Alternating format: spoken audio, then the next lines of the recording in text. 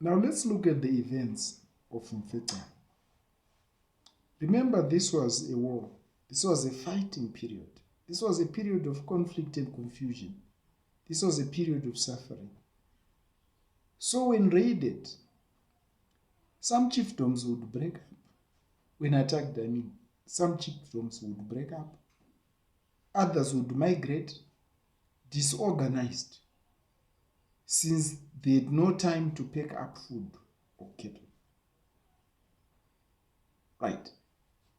Some migrated as strong men and women under leadership, and most likely not to beg. Like, for example,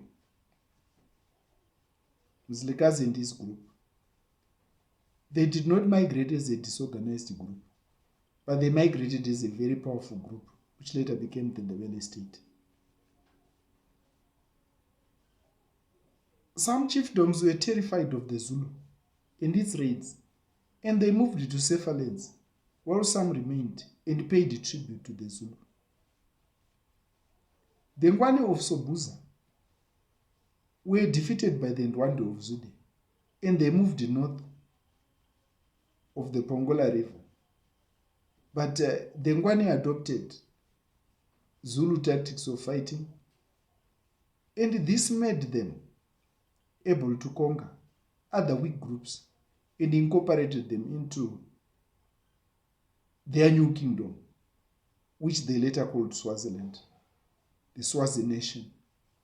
They were able to build that nation because they had learned fighting tactics during this fighting period. So when they moved away, they were able to attack wherever they saw and build a new kingdom, which later became Swaziland. Soshangane of the Gazanguni, who was under Zwide, also did something. When Chaka defeated Zwide in 1818, Soshangane escaped and absorbed some people. And he was able to conquer southern Zimbabwe and Mozambique. That is why we have some Shangani people in Zimbabwe. He was not as successful as Sobhuza, though, because his political influence was weak, especially after his death. Nobody was able to continue. Zwangendaba also left when the Ndwandwe were defeated. He followed Soshangane, but when the two clashed, Zwangendaba lost the battle. And the Ngoni kept on traveling until they got to northwest Zimbabwe. Zwangendaba also fought against the Shona people, the Roje under the Changamire dynasty, and failed to defeat them completely. He crossed the Zambezi and finally settled in Tanzania. Now, after Zwangendaba's death, the people separated. One group went into eastern Zambia, and the other group went into southern Tanzania in Malawi. And they used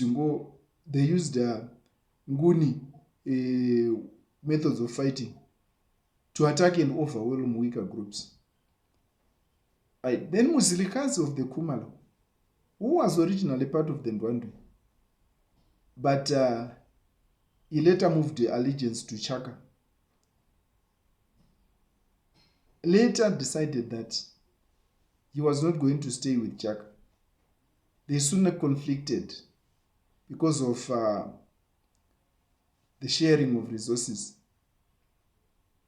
And then he also left the area and started the Ndebele state in Zimbabwe. Don't worry about the Ndebele. We'll look at it in a later topic.